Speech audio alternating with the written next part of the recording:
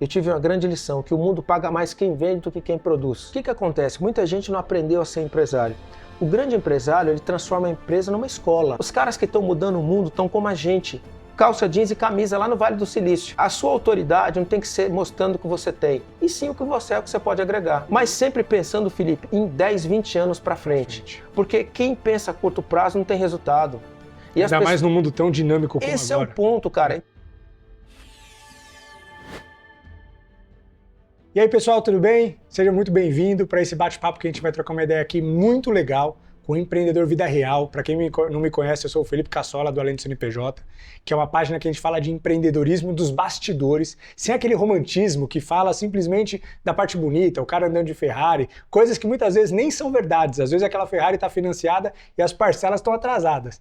A gente está acostumado, e quem vive o empreendedorismo de verdade está acostumado que o empreendedorismo é muito mais do que a internet mostra. Mais do que isso, é o que a internet não mostra, que são os bastidores. Então eu estou aqui com um convidado, com um cara para a gente trocar uma ideia muito legal, um cara vida real, um cara que tem um background sensacional para contar a história dele e principalmente a gente trazer todo esse conhecimento. Eu vou tentar fazer um pouco do download da mente dele para esse episódio, para a gente conseguir transformar esse episódio não só num bate-papo, mas também numa aula, numa fábrica de insights para você sair daqui e já ter conteúdo técnico e aplicável no seu negócio quase que imediatamente. Então estou aqui com o Zé Paulo. Zé Paulo, muito obrigado, viu, meu cara, por esse Valeu, papo, cara. Obrigado aí, vai ser legal o nosso bate-papo. Cara, tô muito feliz de você estar aqui pra gente trocar essa ideia e eu quero começar, antes de a gente entrar na seara empreendedora, business, negócios. Cara, o Zé Paulinho, o pequeno, o garoto, nasceu onde, da onde veio, quais foram suas referências, sua família, você teve pais presentes, como que foi essa trajetória, quais foram suas referências para você ir se moldando até chegar na vida adulta, cara? Pô, legal, cara. Ó, eu nasci na periferia de São Paulo, Rio Bonito, onde Judas perdeu a meia, porque a bota ele perdeu antes, né? Mas é um lugar legal, nasci na periferia de São Paulo. Meu pai é militar, minha mãe dona de casa. Então, uma casa rígida. Rígida. Na verdade, tinha que estudar 1 hora para poder brincar na rua 1 hora. Que legal. Então isso foi legal. Eu até brinco, Felipe, que a minha infância foi bilionária de princípios e valores. Meu pai trabalhava lá na polícia e recebia lá um lanchinho e uma maçã. E cortava no meio o lanchinho, dava para mim, para minha irmã, e a maçã, que era a lanche do dia seguinte na escola. Então, assim, foi muito bacana. Estudei escola pública a minha vida toda, né? Enfim, e tive a oportunidade de poder fazer Senai com 14 anos de idade. Legal. Aprendi uma profissão, fui para a indústria trabalhar. E a minha vida foi como a vida de muitos brasileiros que começou ali no dia a dia em escola pública. Mas eu pude aprender ao longo do tempo aí, trabalhando em empresas, na prática, e vi o que funcionava e aí consegui avançar. A vida profissional começou em chão de fábrica. Começou em chão de fábrica. Eu fiz Senai, né? Sim. O Getúlio Vargas criou o Senai lá para, enfim, treinar o pessoal da indústria. Sim. E eu fui fazer eletricista de manutenção. Que legal, pô. Eu brinco que a gente fazia manutenção em forno, né? Tem esses fornos que abria a boca do forno, vinha aquele calor. Eu vi o inferno pela primeira vez ali, né? Mas é isso, cara. Eu trabalhei em fábrica até 18 anos de idade. Depois eu fui para uma outra empresa.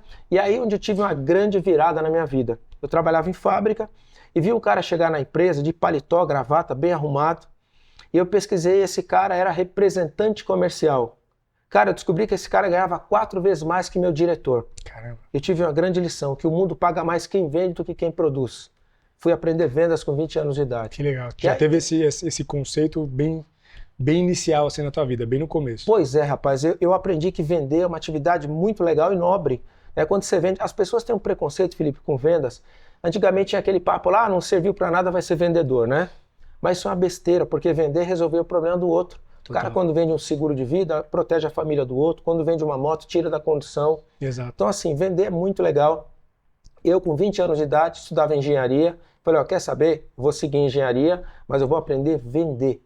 E aí eu comecei a minha carreira vendendo meu serviço, empreendendo, né? Aí comecei com 20 anos a empreender. Com 20 já fez a mudança?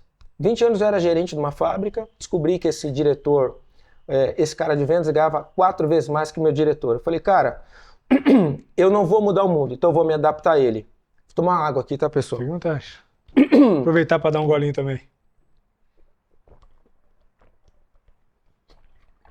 Você viu que não ia conseguir mudar o mundo. Então eu falei, olha... Não vai dar para parar o mundo sem embarcar. Então eu não vou conseguir mudar o mundo, então eu vou me adaptar a ele. Então o que eu fiz com 20 anos de idade? Continuei estudando e parti para vendas, aprender vendas. Cara, eu fiz um curso de correspondência do Instituto Denver, do Rio de Janeiro. Ali já tinha EAD. Você recebia essa apostilinha em casa, e na última folha você destacava a prova, mandava, 2 meses depois vinha o resultado. Que legal. Então eu fiz o curso de representante, parti para vendas, e aí eu comecei a vender o meu tempo como consultor. Então a minha primeira empresa foi de consultoria. O que eu fazia nas empresas, eu procurei fazer vendendo o dia a dia para cada empresa. Que legal. Mais gestão, isso em 95. Caramba. Tá? Eu sou um cara pré-internet, não confunde com pré-histórico, tá? Porque querendo na pré-internet, parece que não, mas era um mundo completamente diferente. Diferente. E como que você começou a vender naquela época, já entrando um pouco na parte técnica, porque muita gente hoje acha que vender é simplesmente ir lá, que também é efetivo, claro, fazer marketing digital e tudo mais e trazer lead, mas o lead chega e depois. Rapaz, Você tem que saber vender, o lead está lá na tua frente e ele está orçando com você e às vezes com outros players. E aí, às vezes, o marketing digital não é o suficiente, a pessoa coloca toda a responsabilidade do seu sucesso no marketing digital, mas não faz a tua parte também.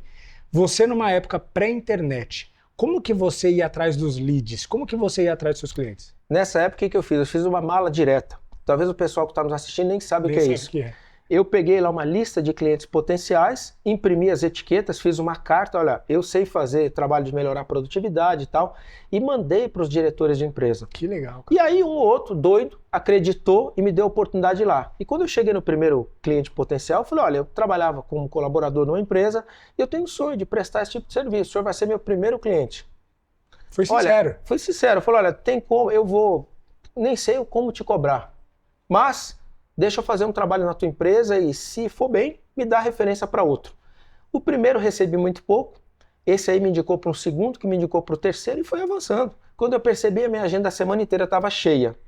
Mas era dureza, porque eu percebi que as empresas, o grande problema das empresas são os empresários. Sabe, esse negócio de fazer consultoria muitas vezes é mudar a cabeça do empresário. Então, fui atendendo empresas, cara, esse negócio cresceu tanto que eu cheguei a ter 40 consultores. Caramba. Porque depois de 5 clientes atendidos, eu tive que ir atrás de gente para me ajudar. Porque, querendo ou não, você está vendendo sua hora, inicialmente. Vendendo a minha hora. E aí eu fui atrás, e aí eu descobri uma coisa também, que as pessoas não eram consultoras, estavam consultoras. O cara arranjava um emprego e me deixava na mão.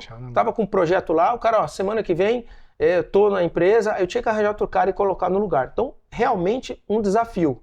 Então eu comecei a atender, atendi Sebrae Nacional, as maiores montadoras, Volkswagen, GM, atendia toda essa turma aí. Caramba, uma baita cartaz de cliente. Pois é, porque eu atendia na época, a gente falava de ISO 9000, 14000, Lean Manufacturing, que é produção enxuta. Caramba, isso lá atrás. Lá atrás, o sistema Toyota de produção.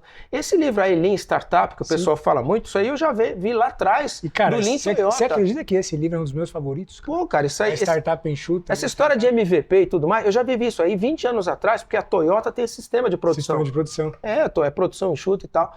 Então, assim, foi desafio porque eu comecei a fazer esse trabalho. Cara, cresci bastante, aprendi muito, né? Então, foi um momento muito legal da minha vida trabalhar com consultoria. Lá atrás foi o meu primeiro ação de empreendedor. Só que, Felipe, não foi tão fácil assim, não. Lógico. Porque eu trabalhava em empresa, saí, minha mãe brigou comigo, falou, você tá louco, cara, vai sair para empreender? Eu ganhava na época, sei lá, 4.000 e poucos cruzeiros, né? E tinha convênio médico, carro da empresa, e saí fora para não ter nada. Exato. Minha mãe falou, olha, você vai pagar o carnê do INSS.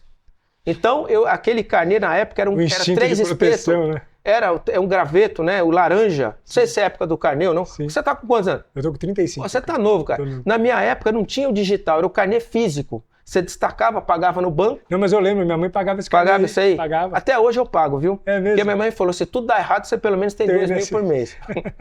Né? A mãe, você tá pagando? Ela liga pra você, você tá pagando? Tá bem, filho, tá pagando aí no carnê? Cara, então é isso. E eu vejo na tua trajetória que, como você falou, você sempre foi muito abundante de princípios em casa. Sim. Hoje, como que é a relação da tua família com você, depois de tanto sucesso que você fez, de ter chegado lá, muitas vezes, muito mais que lá, aos olhos daquele menino que com 20 anos sonhava de conquistar o mundo, mas nem imaginava que você ia chegar onde você chegou. Sim. Como que é hoje a relação do filho com os pais, com a mãe, aquele filho que teve esses princípios no começo?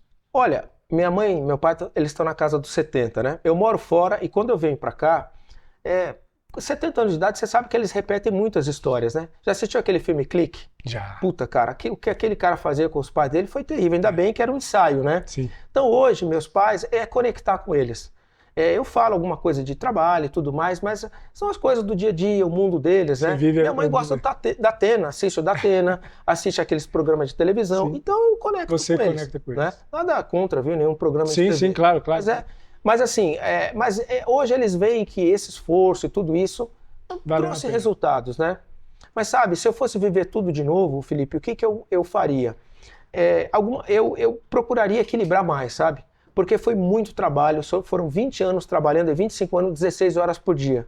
Eu acho que dá para equilibrar um pouquinho mais. Sim. E para isso tem que ter pessoas com a mesma cultura, princípios. Exato. Eu errei ao longo do caminho, trazendo algumas pessoas que não tinham a mesma cultura. Pessoas boas, mas se não tiver alinhamento de visão, cultura, igual. Aí fica difícil. Você tem alguns desgastes até chegar lá. Eu vejo uma coisa que você está falando que aconteceu com você, aconteceu comigo e acontece com a grande maioria dos empreendedores. Quando você tem uma família talvez que te dá um suporte financeiro, para você ir lá com um dinheiro, investir num negócio e já estruturar logo de cara, fica mais fácil, apesar que grande parte dessas pessoas inexperientes com muito dinheiro é dinheiro jogado fora, porque isso aí vai desmanchar. Mas quem começa um negócio do zero, como você começou, eu comecei e a grande maioria dos empreendedores, tem que trabalhar muitas vezes 18 horas por dia, porque, cara, você não tem uma estrutura e você acaba sendo tudo. Você é o vendedor, você é o financeiro, Só que aí a gente começa a entrar numa parte mais técnica. Qual é o grande sonho? Eu, com o Além do CNPJ, interajo com muitos empresários, já fiz algumas pesquisas para entender como eles pensam e tudo mais, e tive bastante adeptos nessa pesquisa, e no final eu cheguei numa conclusão que todo mundo trabalha por dinheiro, mas não pelo dinheiro por si só. Sim. Eles trabalham para mudar a vida daqueles que amam. Sim. Então eles trabalham, no final das contas, pelo seu cônjuge, pelos seus filhos, pela sua família e tudo mais. Só que acontece um paradoxo, que eu acredito que o empreendedor passa. Quando o empreendedor não tem dinheiro, ele está lá brigando, matando um leão por dia para trazer uma qualidade de vida melhor, financeira para a família. Isso. E aí ele consegue passar daquela primeira arrebentação, que é aquela fase mais difícil, que é ele começar a ganhar dinheiro. Então ele transforma um negócio dele, que até então é um sonho, num negócio lucrativo. Só que, quando ele começa a trazer lucro para dentro de casa, isso é, muda de apartamento, compra um carro melhor, coloca os filhos na melhor escola da cidade, automaticamente o que acontece com o padrão de vida dele? Sobe. Então aquele valor que antes sustentava a sua família não é mais suficiente, ele precisa trazer aquela grana num padrão elevado todo mês. A empresa dele até dá isso, só que demanda de 18 horas do empreendedor. Sim. E ele não consegue sair daquilo, ele não consegue nem pode dar um passo atrás, porque se ele der um passo atrás e diminuir de novo o tamanho da empresa para conseguir depois crescer estruturadamente, ele vai perder a qualidade de vida que ele não quer e ele fica preso na operação. Você acha que o empresário no Brasil hoje tem uma tendência a estar preso na operação? Qual é a tua visão, cara? O que acontece? Muita gente não aprendeu a ser empresário. O grande empresário, ele transforma a empresa numa escola. Ele tem que formar pessoas. Isso. Porque quando você forma pessoas, você delega atividades e avança. Então, nessa minha trajetória, Felipe, eu tive a oportunidade de hoje fundar 25 empresas. Caramba, que legal. Em segmentos diversos. Agora, 95% dos líderes que eu tenho foram formados dentro da empresa. Então, eu acho que o grande lance do empresário é que ele acaba concentrando muita coisa nele mesmo. Essa história que eu te falei que lá com consultoria foi lá atrás.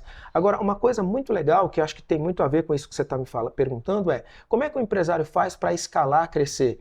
Ele precisa desenvolver novos modelos, novas formas. Na época pré-internet, eu tinha esse modelo de consultoria. Hoje, essa minha empresa, eu tenho pouquíssimos clientes. Eu fui desenvolvendo outro. Mantém ainda? Mantenho, mas com pouquíssimos clientes. Sim. Por quê? Porque é um modelo que não é escalável. Consultoria presencial, lidar com esse tipo de coisa. E depois do advento da internet, eu fui escalando. Então, dessa empresa, para você ter uma ideia, eu vi lá o vendedor vendendo uma embalagem, eu também montei uma empresa de representação. Agora, o meu grande lance aconteceu quando eu precisava fazer marketing. Eu falei, eu não quero mais fazer mala direta. Surgiu na época o Google no Brasil. Cara, comecei a fazer link patrocinado. Vi que dava resultado. Eu fiz a pergunta, como é que a gente aparece no orgânico? Que ano mais ou menos era isso? Estamos falando de 98. Cara, precursor total. Cara. Não tinha... Você fundou tudo isso que está acontecendo. Tinha pouquíssimas pessoas. Cara, e tem uma coisa curiosa. Olha que coisa legal que a gente estava falando aqui antes. Quando eu comecei a mexer com busca orgânica lá, na época, eu tinha 1 ou 2 players no mercado que eram maiores que eu. Só que o que aconteceu? Eu analiso esses players hoje. Esses caras se perderam ao longo do caminho, cara. Ou seja, foi fazer uma coisa ou outra, e eu entrei nesse mercado e falei, não, eu vi lá atrás, há 20 anos atrás, que cada dia que passa o tráfego pago ia ficar mais caro. O que acontece? Desentupidora, por exemplo, em São Paulo, né? Se você digitar no Google desentupidora em São Paulo, custava R$7 o clique da primeira página. Hoje é 70. Então, e a tendência é aumentar ainda. Aumentar mais, porque é um leilão. É. Então lá atrás eu vi isso, caí para cima de montar um projeto de busca orgânica. Hoje nós somos maior na América Latina. Caramba. Tenho mais de 40 mil clientes E clientes de SEO. SEO, que eu chamo de MPI hoje. Eu desenvolvi uma tecnologia que eu garanto a primeira página. Eu tenho todo um sistema de monitoramento de algoritmo, né? O Google tem hoje mais de 350 parâmetros. Monitoro muitos deles. Eu sei se o cliente caiu uma posição ou subiu, eu tenho ações para levantar. Então eu tenho muita gente trabalhando nisso. Então o que acontece? Então, só fazendo um pause, rapidinho, já estou me comprometendo a conhecer melhor o serviço, porque eu tenho interesse para os meus negócios. É muito legal. Então já vou virar cliente, hein? Não, isso é ótimo. Já vou virar cliente. Cara, eu sempre brinco, sabe qual é o meu argumento de venda? Eu falo, cara, você é refém do Google ou não? Ah, sou. Porque ninguém quer ser refém do link patrocinado. Pagou, tá posicionado. Não pagou, não pagou, tá. tchau. E outra coisa, o cliente dá mais credibilidade para quem está na busca orgânica, não quem paga para estar lá. Exatamente. Então lá na época eu vi isso e eu vi o pessoal se movimentando, o cara estava mexendo com SEO, depois foi falar marketing digital, lançamento, depois foi treinamento para empresário. Você foi acompanhando todas essas paletas mexicanas da internet. Pois é, cara. E, assim, e se manteve no foco. Com certeza, porque assim, o que eu vi? Eu vi o pessoal se movimentando, eu falei, por que esses caras estão mexendo desse jeito? Pô, nós estamos num baita mercado, eu sei que tinha algumas dificuldades de prospectar, fechar, mas eu falei, cara, isso é o mercado. Eu via nos Estados Unidos, cara, que, puta, e aí não tô querendo americanizar nada, mas os caras estão um pouco à frente da gente. Então. Pra você ter uma ideia, o custo de campanha aqui de Instagram é 5, 10 vezes mais barato que lá. Porque lá já está muito maduro. Tudo que você pensar em termos de lançamento, estratégia digital, os caras já fazem há 10 anos lá. Então, assim, eu via lá o posicionamento, cara, uma coisa super importante. E os caras aqui mudando, eu falei, eu vou ficar só nesse mercado. E aí eu achei incrível. E os caras mudando, um foi mexer com... Aí veio a onda da fórmula de lançamento, do Jeff Walker, que o pessoal trouxe para o Brasil e tal. E o pessoal migrou, criando as suas variações e tal. E eu segui ainda no tráfego orgânico. Cara, e aí eu dessa empresa de tráfego orgânico, eu dividi em 3. Uma para atender comércio, outra para atender varejo e outra para atender serviços. E aí eu cresci demais nesses 3 nichos. Porque para atender esses 3 nichos tem que ter uma forma diferente de atender. Na época também, na China, estava nascendo o Alibaba. Eu falei, eu vou criar um para o Brasil. Aí eu criei o maior portal B2B do Brasil, que é o Soluções Industriais. Caramba. Cara, são milhares de cotações por dia. As maiores indústrias do Brasil estão lá. Então, assim, eu fui olhando movimentos e fui criando internacionais mas sempre pensando, Felipe, em 10, 20 anos para frente. Porque quem pensa a curto prazo não tem resultado. E ainda mais num mundo tão dinâmico como esse agora. É o ponto, cara. Então, assim, eu sempre... Olha, eu vou te falar, o mercado orgânico daqui 10 anos, 20, 30, 50 anos vai ser o melhor. Porque o mercado orgânico é aquele que é relevante, é aquele que você não paga para estar. O mercado orgânico tem tudo a ver com branding, com marca. E é merecimento também, né? Com certeza. Alguém que não mereça não vai estar lá, cara. Cara, olha, então... Trabalhei lá criando essas variações, depois fomos para o portal industrial, e aí eu comecei a atender cliente de tudo quanto é segmento. E aí eu via que tinha segmentos que o cliente investia cada vez mais para estar posicionado. Eu falei, cara, que segmento bom. Aí eu entrei no segmento de meio de pagamento, segmento de saúde, segmento de educação, segmento de cosméticos, vários segmentos, eu fui empreendendo. Felipe, 80% do que eu ganho eu ponho no próprio grupo. Eu amo reinvestir nas minhas empresas. Eu tenho talvez 3, 4 pares de sapato. Não tenho mais que meia dúzia de calça e um relógio só.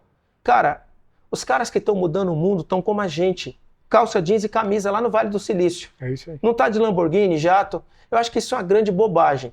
É uma ilusão hoje do mostrar para os demais. Né? Sabe o que é? Porque quando o cara mostra, isso não tem limite. Ele mostra um carro, daqui a pouco um avião, daqui a pouco vai ser um foguete. Pô, para. A sua autoridade não tem que ser mostrando o que você tem, e sim o que você é, o que você pode agregar. Então, cara, foi muito bom. Concordo 100% contigo. Eu vejo, você tem um vídeo incrível lá. Aliás, ó, estamos falando aqui com o garoto propaganda do Itaú, né, cara? Eu vi Itaú Empresas aí no outdoor lá, sua irmã, parabéns, cara. Obrigado, cara. Muito legal, você é um cara que traz bem essa mensagem do empreendedor, além do CNPJ, além né? Do CNPJ. Porque acontece muita coisa além do CNPJ. Exato, cara. E só quem vive para saber. É verdade. E, cara, a gente tem o podcast que também você participou lá comigo. Então, inclusive aqui no link da bio, a gente vai lá, aqui no link da descrição do vídeo, vai lá pro podcast, que lá ele conta um pouco mais da história dele. Inclusive, pô, tá falando tudo isso, Paulo, quais são os negócios de fato que ele tem hoje? Tá tudo lá, ele contou a trajetória dele inteira, tá tudo lá disponível. E hoje aqui a gente vai entrar numa parte técnica, uma parte mais aulão, porque a gente estava falando aqui nos bastidores de 10 pilares, e que de fato, cara, foram muito bem selecionados, cara. Quando você traz esses 10 pilares, eu falo, cara, tá, fechou. Legal. Fechou o ecossistema que uma empresa precisa de setores alinhados para funcionar. Que foi marketing, vendas, operação, financeiro, sucesso do cliente, tecnologia, gestão, cultura e ecossistema de negócio. É isso aí. Vamos dar um overview nessa turma aqui, começando com marketing, que é o que a gente já estava falando. Legal. Cara, eu vejo muito, e falando assim, representando o empreendedor médio brasileiro.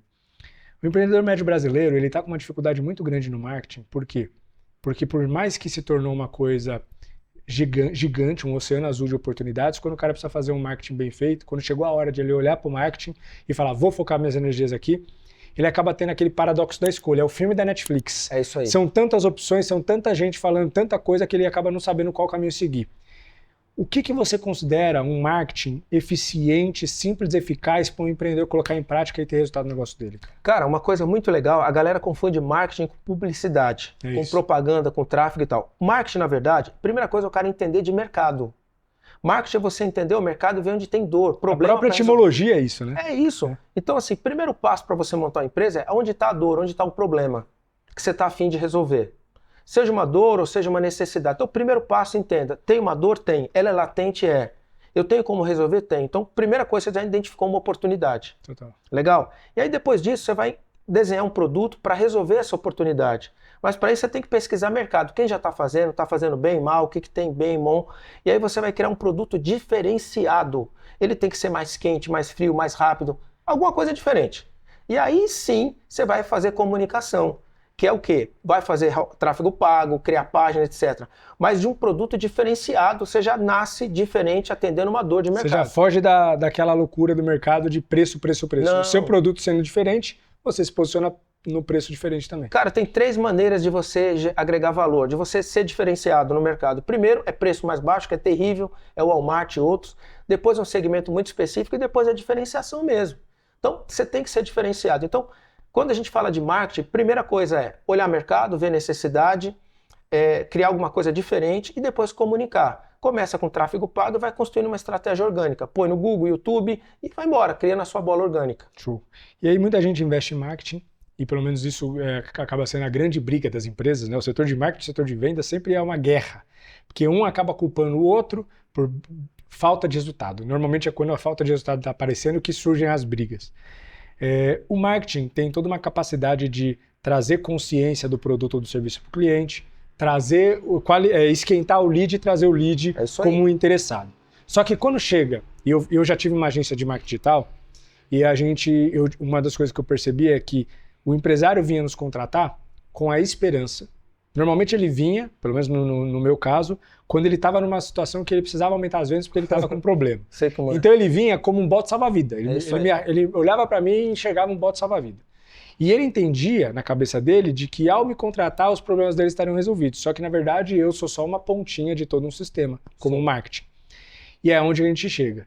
A gente pedia relatórios para os clientes sobre os leads, a conversão, a gente pedia para ele qualificar o lead numa nota de 1 a 5 e tudo mais para a gente ter feedback e então melhorar as estruturas de marketing. E o setor de vendas não só não fazia isso, quanto muitas vezes não era preparado. Quando a gente fala de vendas, no universo que também você conhece muito bem do mercado brasileiro, você acha que os empresários eles têm uma boa estrutura comercial e se eles estão preparados, não só a estrutura, mas o empresário está preparado para ser um vendedor do negócio dele? Rapaz, não. Olha, você veja bem, o pessoal de vendas, poucas empresas têm um CRM para gerir os leads e as etapas do funil. Agora você vê, ainda no marketing é uma coisa curiosa. Quantos empresários nos procuraram? Olha, quero estar na primeira página do Google. Eu digo, tá bom, mas o que a sua empresa tem de diferente? Porque eu vou te mandar lead, você tem diferenciais? Então, eu ajudava o cara a ter um posicionamento para ser diferenciado. Você fazia essa consultoria. Porque se eu falo, olha, você é melhor no que o seu produto? Ah, eu não sei, vamos fazer um exercício aqui. Eu percebia que o cara era bom em aplicação, eu percebia que ele era bom em criar soluções interessantes, ele era bom em alguma coisa. Agora vamos lá, vendas. O problema que o pessoal tem, primeiro, gestão comercial. Não tem um CRM, não tem um método para contratar vendedores, treinar, não tem uma metodologia para poder dispensar vendedores que não têm performance. É o que eu sempre falo, por exemplo, eu trabalho num grupo que o cara, se ele tem 2 meses, em 6 meses, abaixo de 70% da meta, eu troco. É cultura de bater meta. Como que é a cultura de bater meta? Cara, é o seguinte, você treina todo mundo para bater meta. Aqueles que batem meta, você dá a palavra nas reuniões e tal. Quem não bate meta, você treina para bater meta. E quem mesmo treinado não bate meta, tem que trocar. Então, cultura de performance comercial é uma cultura de contratar sempre, treinar sempre e meta entregue. Então, o pessoal não tem cultura de vendas, não tem CRM para gestão, não tem indicador de desempenho. Então, fica uma operação amadora, não dá para escalar. Hoje, por exemplo, eu tenho mais de 200 vendedores no meu time, tudo padronizado com escala.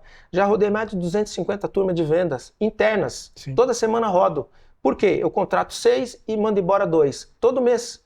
E cresço com 4, mês a mês. Sim. Tem que ter método. Vou te falar uma coisa que a gente nem conversou nos bastidores, é inédito. Eu sei o quanto teu time é forte em marketing e que representa um pouco de tudo que você está falando, então eu consigo ver verdade nisso tudo, porque eu já fui prospectado pelo teu time. Sim, imagino. Ali ligo para todo mundo, até o pessoal manda para a Anatel para não ligar mais. Não, e é impressionante. O seu time é muito agressivo comercialmente e manda muito bem, cara. Sim. Com certeza. E conhecendo um pouco até comentei quando eu recebi o convite aqui, eu falei, cara, eu conheço muito bem a empresa porque já fui prospectado e os caras sabem fazer isso. Os caras sabem fazer isso. É forte. Na verdade, assim, cara, o que acontece? Olha, dica, vender para empresário você tem que ser posicionado. E assim, eu, por exemplo, no meu caso, e você tem que colocar os gatilhos na venda. Eu atendo 3 empresas por segmento.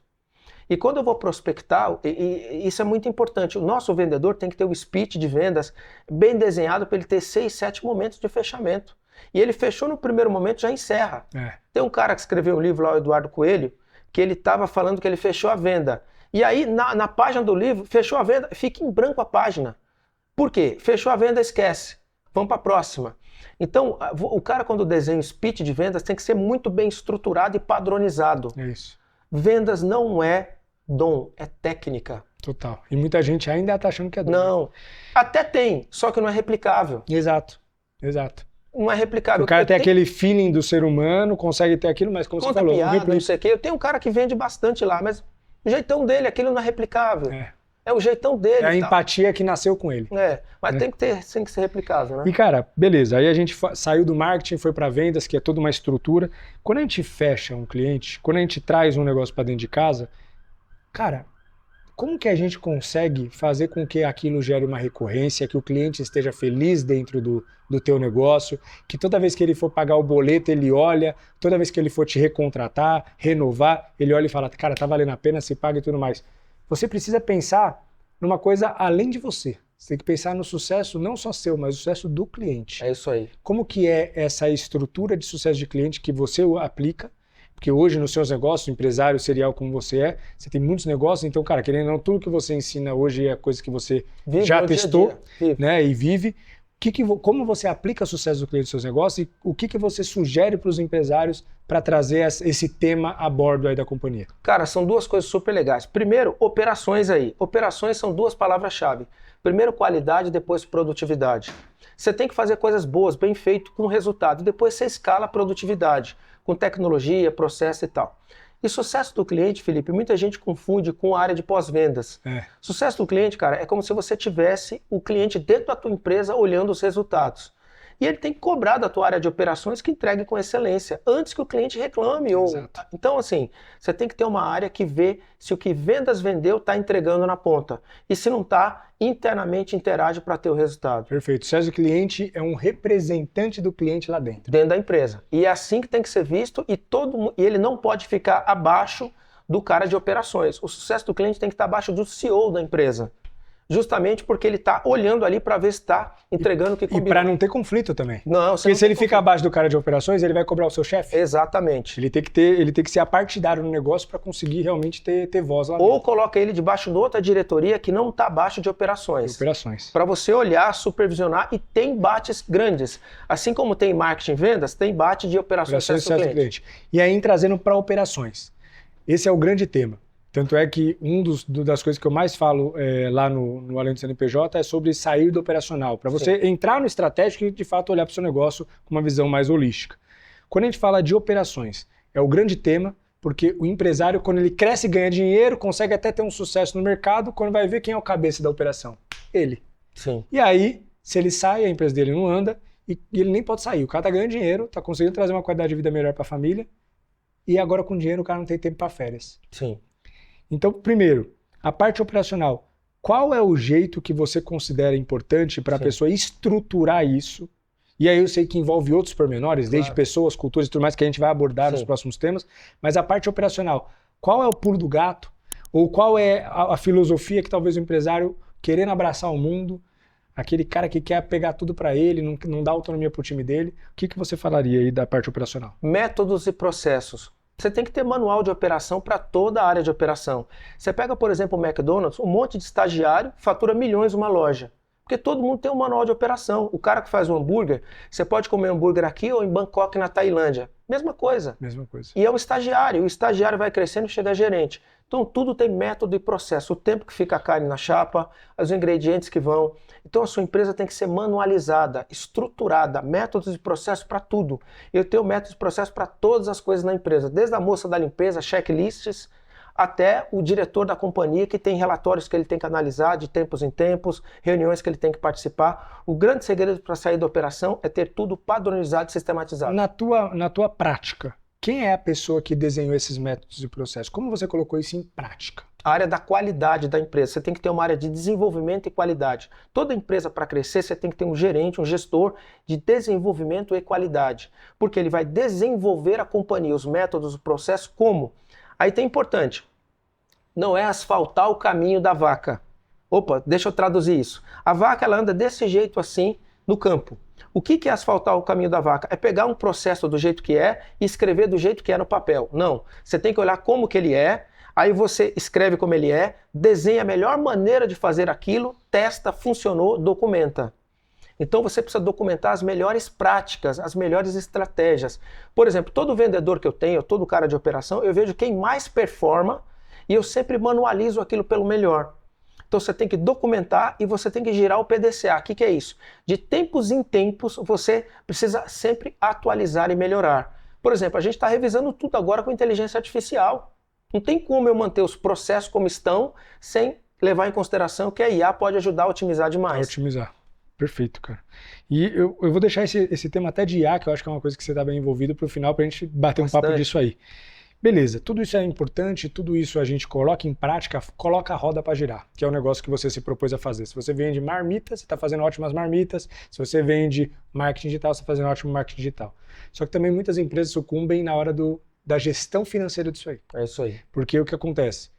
Muitas vezes o empresário não tem um fluxo de caixa muito adequado, nem faz. É verdade. O cara não estrutura as operações dele em categorias e não sabe nem analisar o negócio dele numa planilha chamada DRE, que muda a vida de empresários. E eu falo isso com propriedade porque eu descobri isso tarde demais. Sim. Depois de 7 anos empreendendo, eu fui descobrir o que era DRE, deu aquela dorzinha de, meu Deus, por que não me explicaram isso antes? É verdade. Porque isso muda a cabeça do empresário. Né? Um balanço e tudo mais, um financeiro bem estruturado, eu achava que eu fazia bem pro regime de fluxo de caixa. Mas quando eu entendi o que era a profissionalização de um financeiro, eu falei, o negócio toma outra proporção. Você começa a olhar um negócio com o olho de empresário. Sim. Qual é a tua visão do financeiro para o empresário brasileiro? O financeiro tem que ter uma coisa chamada governança. O que é isso? Depende dos objetivos que você tem para a empresa. Por exemplo, eu tenho várias empresas do grupo que eu quero abrir capital. Então eu tenho que ter um alto nível de governança. Financeiro, coisas básicas. Você tem que assinar o cheque daquilo que é um determinado valor para cima. Você tem que controlar dia a dia, assinar o cheque. Você precisa fazer análises verticais e horizontais. O que é isso? Eu tenho que analisar o custo todo mês, por completo, todo centro de custo, avaliar mês a mês. Eu tenho que avaliar por categoria. Eu preciso sempre ter um DRE, como você falou, demonstrativo de resultado do exercício, um fluxo de caixa bem cadenciado e, principalmente, entender o que está por trás dos números.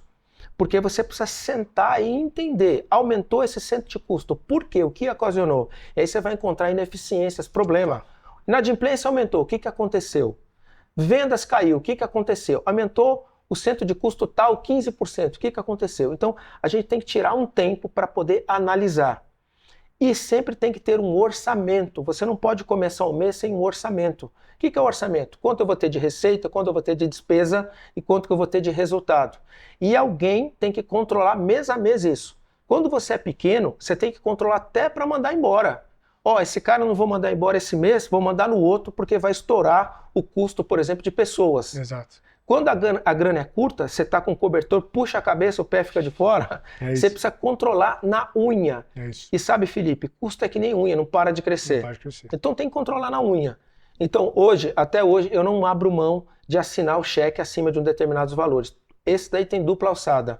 Coisas mais simples, alçada única. Então financeiro é ficar de olho o tempo todo. Cara, cara, tô bem feliz com essa nossa conversa, porque a gente tá falando... As coisas que você tá falando, não dá para inventar. Não. Não sei se você entende assim. É isso aí, é o que não dá para inventar. Uma pessoa que não tem bagagem empreendedora de verdade, não tem como falar de alçada única, alçada simples e tudo mais, sem essa vivência, cara. Você sabe que você tá traduzindo aqui em conhecimento o que você já teve de dor na tua trajetória. Cara, já tive gente que me roubou no financeiro. Ih, rapaz, isso aí é sabedoria de vivência. Já tive gente que roubou, já tive sócio que deu apunhalada. Eu já passei por muita coisa. Olha, nas costas de alguém que já passou alguma coisa, tem muitos machucados. Então, eu já passei por muita coisa, vivi. Então, assim, o que eu vejo? A gente precisa aprender com essas coisas e você sabe que inteligência é você aprender. Agora, sabedoria é aprender com o erro dos outros.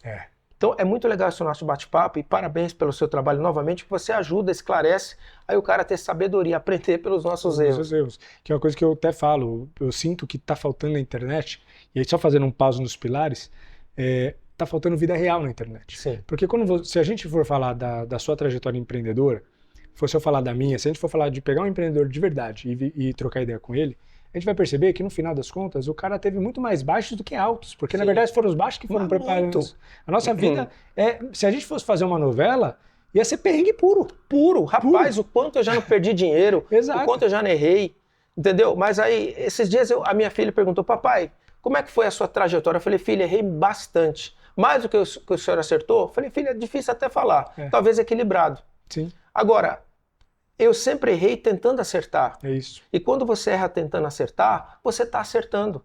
Porque, Felipe, não existe professor melhor que o erro, mas ele é duro e caro. Mas precisa errar. Total. E a gente estava falando do empresário, como o empresário reage a tudo isso que acontece. E aí tem muita gente que tem usado o empreendedor, o tema empreendedor. E, cara, na minha cabeça, surge aquela dúvida.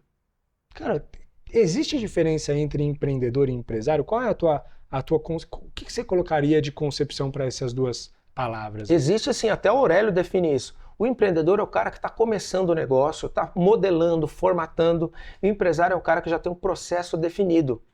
E o empresário, ele não precisa estar na empresa trabalhando, ele tem uma estrutura que funciona. Muita gente confunde, ele acha que é empresário, mas ele é empreendedor. Por exemplo, os autônomos. Você pega o dentista, o advogado, o médico, ele não é empresário. Ele é empreendedor, porque se ele parar de trabalhar, não ganha. Não ganha. Então, a grande pergunta que eu faço para a audiência é o seguinte, cara, se você parar de trabalhar, você continua ganhando? Sim, então você é empresário. Se você parar de trabalhar, não ganha mais, então você é empreendedor.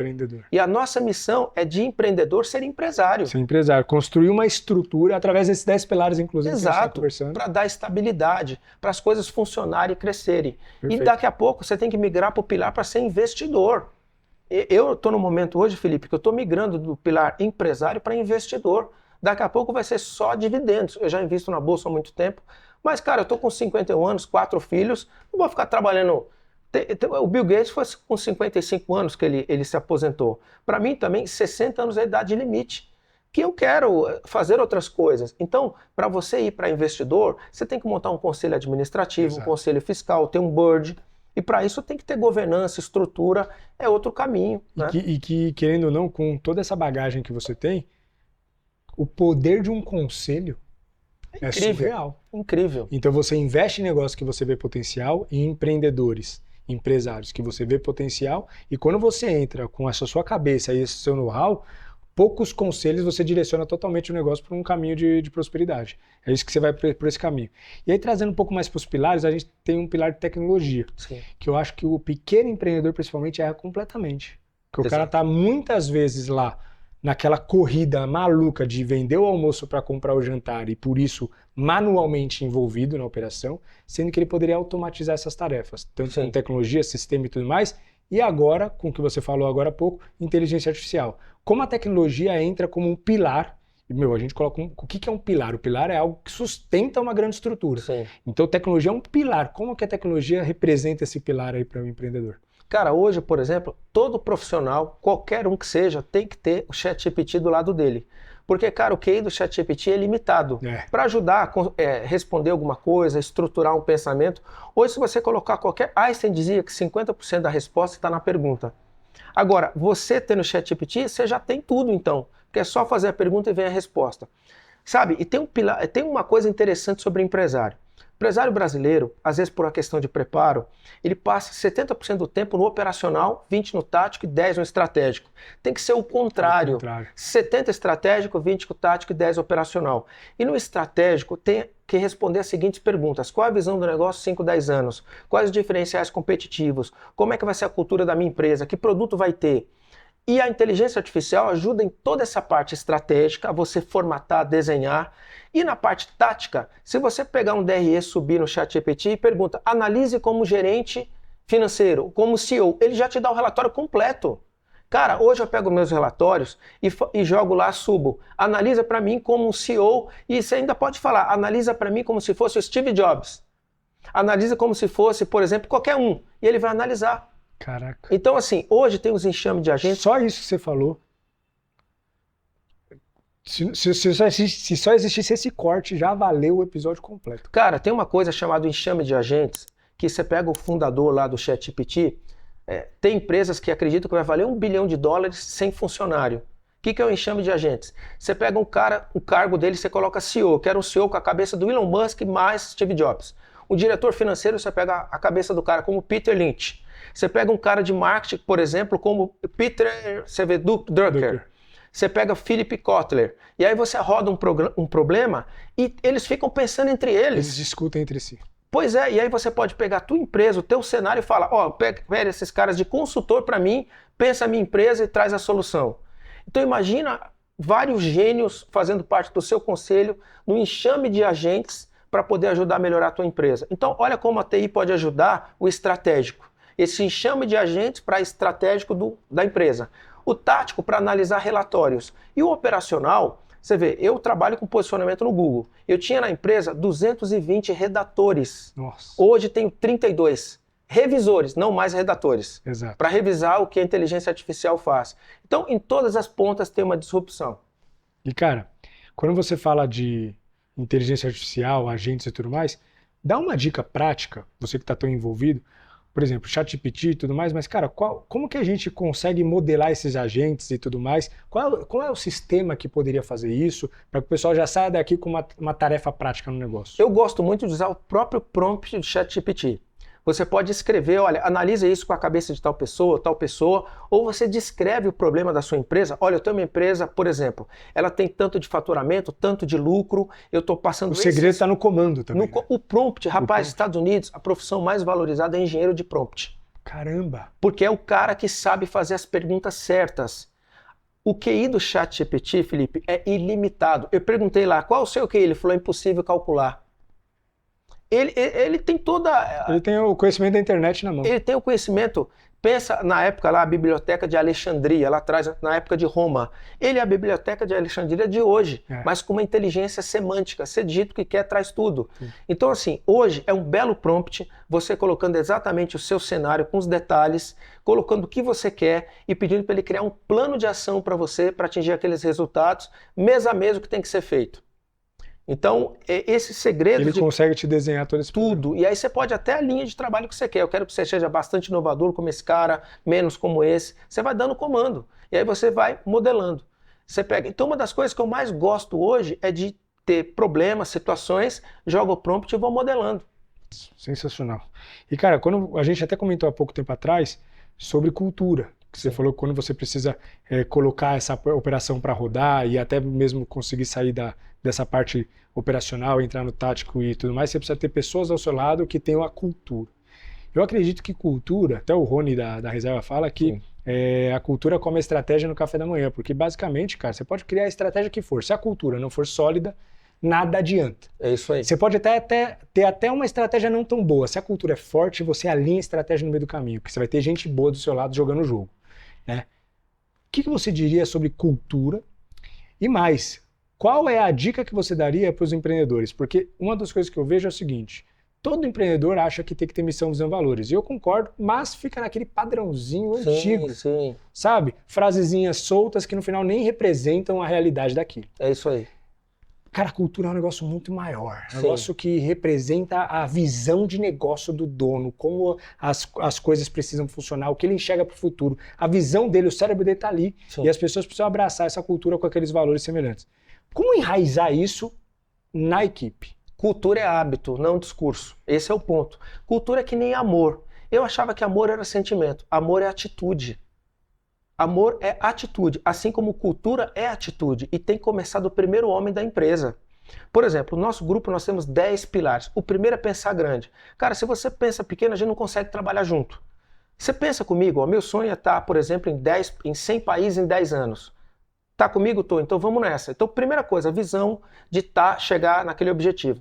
Segundo pilar, meritocracia. Cresce quem tem resultado, quem tem mérito. Exato. Terceiro pilar, formar líderes. Se você trabalha comigo e não está afim de formar líder, não vai. Eu quero um cara que tem interesse em formar líder. Outro pilar, um cara focado em resultados. Um outro pilar, pensamento de dono. É para você olhar coisas independente do seu departamento. Um outro pilar, orientação por processos.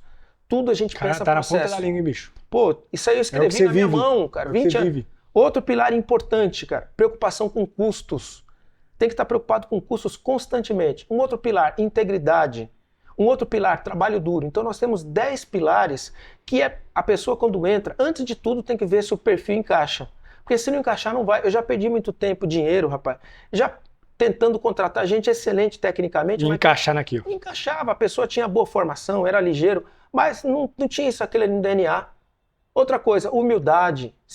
Estrela não dá certo. Lembra o Vasco de 96? Acho que não é da sua época. Não é da minha época. Cara, era Edmundo Animal e Romário. Não ganhava uma. Muita estrela num time só. Sim. Não vira. Então o que acontece? O cara tem que ter humildade para ouvir, para interagir, para aprender. Então tudo isso faz parte de uma cultura que tem que ser hábito, vivida. A diferença entre os países está na cultura. Total. Você pega um país de primeiro mundo, cara, ninguém joga papel no chão, respeita o mobiliário público. Então, não tem jeitinho, é o que é. Agora, quando você começa a ter cultura de jeitinho, o que acontece? O que é a cultura? Cultura é hábito. Então, eu chego numa empresa, eu olho o hábito do dono da empresa, se ele respeita o horário das reuniões, se ele é um cara que leva a sério aquilo que ele faz, porque tudo vai... O que ele discursa, ele coloca em prática. Sabe o que eu já vi acontecer em empresa? O dono da empresa até é um cara dedicado e tal. Às vezes o diretor não é, dali para baixo morre tudo. Ou seja, toda a liderança tem que estar altamente comprometida com aquilo. Cultura é hábito, não é discurso. Perfeito, cara. Sensacional. E tudo isso, cara, todos esses pilares e tudo mais, a gente liga em um negócio chamado gestão, que é a gestão de tudo isso.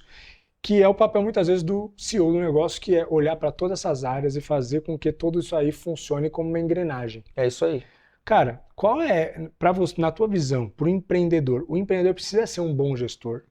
Excelente. Ou se ele não é gestor e é um visionário e tudo mais, ele consegue criar um bom modelo de negócio através de pessoas.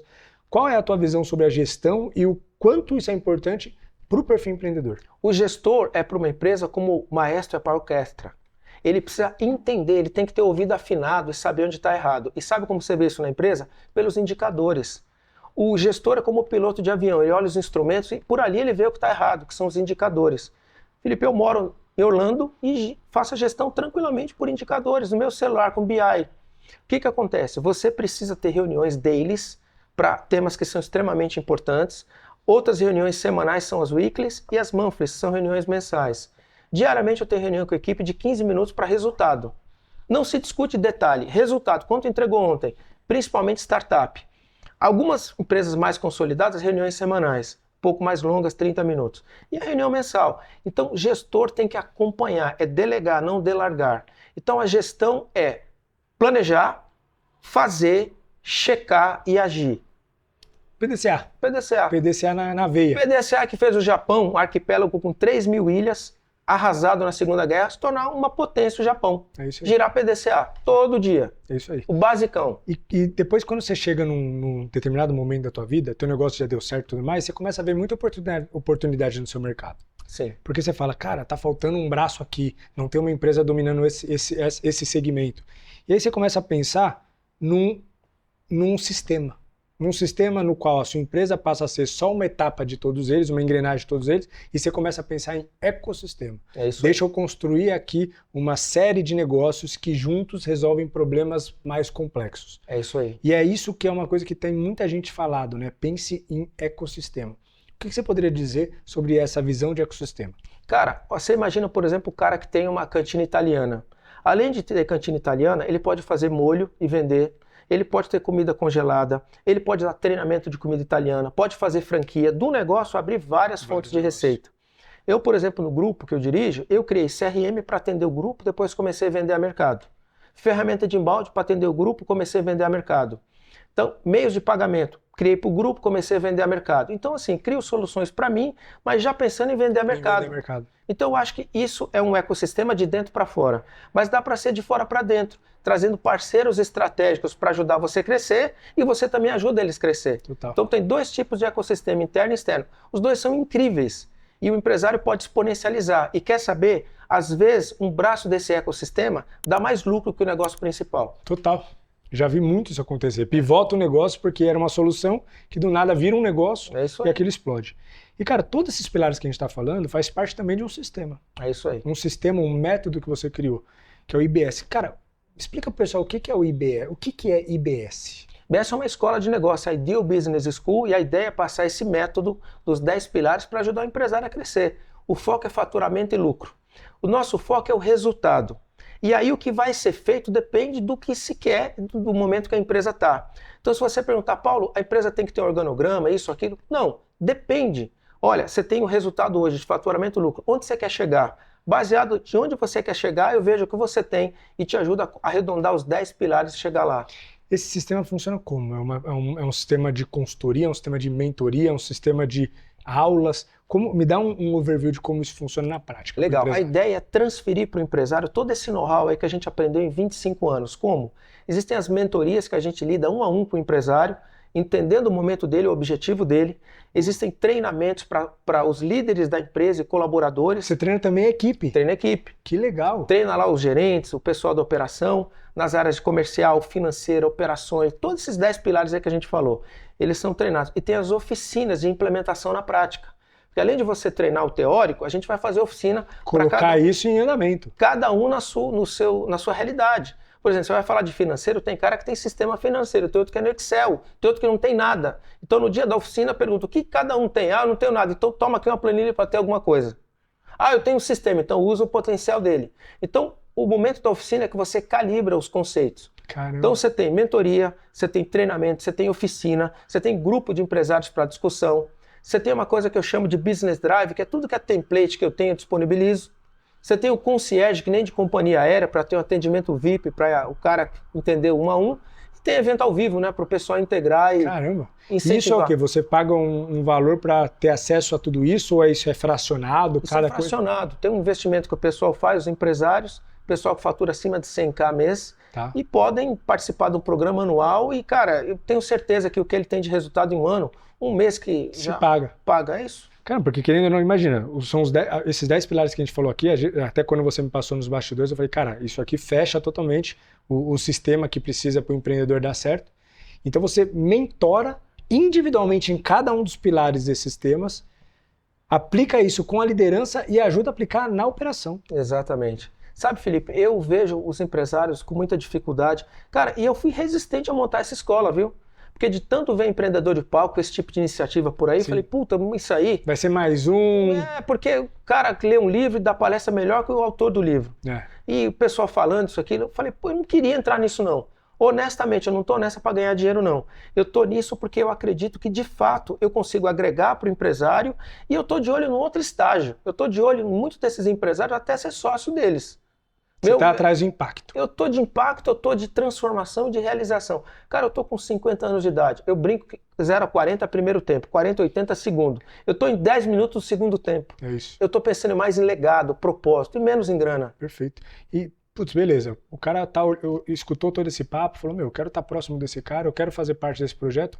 Como que ele faz? Tem um link aqui na descrição que ele pode fazer uma aplicação, inclusive um diagnóstico gratuito. Que legal. Vai lá, o nosso diretor de negócio, entende o negócio dele, o momento que está. avalia esses 10 pilares de como que ele está hoje, anota para esses 10 pilares e propõe ele um plano de trabalho, sem compromisso. A pessoa que quer participar, acessa, vê, acho que vale a pena. É um papo que ajuda já bastante a melhorar. Só esse papo sem compromisso já traz visão. Traz visão, que é o meu objetivo. Quero ajudar a pessoa, sendo cliente ou não. Se eu puder contribuir, eu sei que no médio e longo prazo eu vou ter resultado.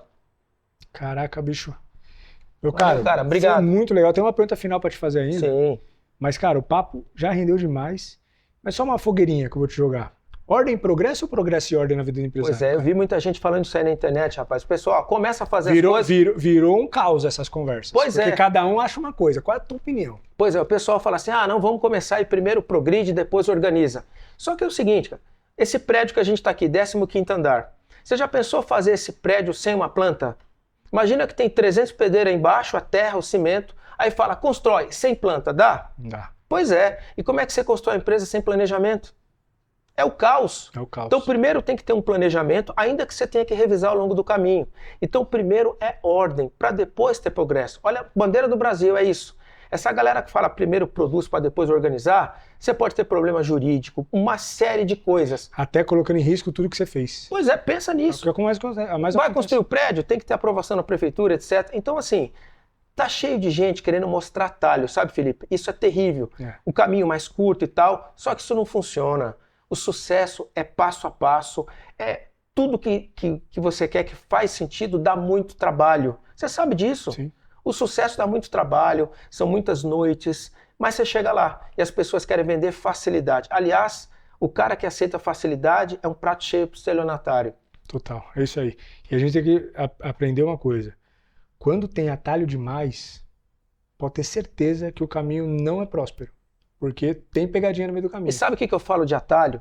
Se atalho fosse bom, não tinha estradas e rodovias. Porque o atalho, você pode ter a mordida da cobra, a onça.